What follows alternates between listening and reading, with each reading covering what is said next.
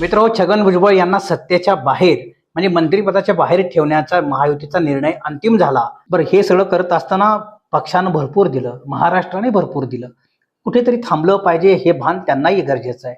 ओबीसीच्या नावाखाली किंवा ओबीसीचे खरेखुरे नेतृत्व म्हणून महाराष्ट्रावरती एक प्रकारची भुजबळशाही छगन भुजबळांनी अनेक वर्षे केली। महाराष्ट्र सदनाचा इतका मोठा घोटाळा म्हणता येणार नाही त्याला, खरं तर तो घोटाळाच, परंतु एक मोठी जहागिरी त्यांना देण्यात आली होती। अन्न व नागरी पुरवठा मंत्रालयाचे ते अनभिक्षित सम्राट होते, अनेक वर्षे सार्वजनिक बांधकाम मंत्री होते। अनेक गोष्टी भुजबळांना दिल्या गेल्या, प्रदेशाध्यक्ष केलं, पहिल्या फळीच्या दर्जाचा सन्मान राष्ट्रवादीमध्ये त्यांना नेहमीच दिला गेला। परंतु आता असं झालंय की ओबीसीच्या संदर्भामध्ये महायुती सेफ आहे। दोन्ही मुंडे सभागृहामध्ये आले, आज राम शिंदेंना देखील सभापतीपद दिलं।